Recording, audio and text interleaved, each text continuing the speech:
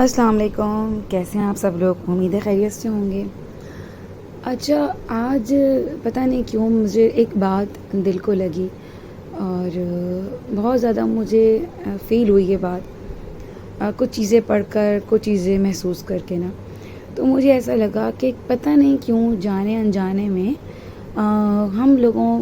As a human being obviously ہم انسانوں کے جو ہے وہ رویوں کی وجہ سے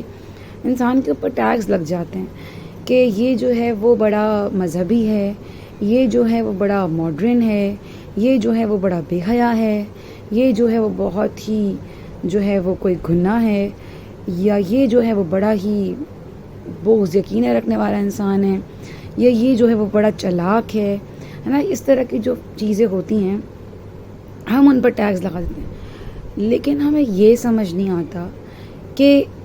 obviously جس کو ہم مذہبی کہہ رہے ہیں فار ایگزامپل، تو اس کے اندر بھی اللہ تعالیٰ نے شر، نیکی اور شر جو ہے وہ دونوں ڈالا ہوا ہے۔ تو جیسا کہ اس کے اندر نیکی بھی ہے، شر بھی ہے،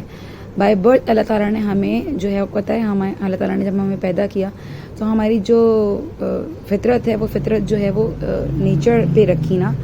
لیکن جس طرح انسان گرو ہوتا ہے وہ پھر اس طرح اپنے ماحول، عادات اور پھر ہر چیزوں کے حساب سے وہ چیزیں جو ہے وہ اس کے اوپر اڈاپٹ کرتے ہیں نا، لیکن وہ پھر جس طرح بن جاتا ہے کچھ نہ کچھ، ٹھیک ہے،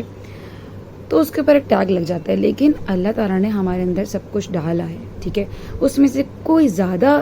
نیکی کی طرف ہوتا ہے، کوئی زیادہ شر کی طرف ہوتا ہے، کوئی زیادہ مذہب کی طرف ہوتا ہے، کوئی زیادہ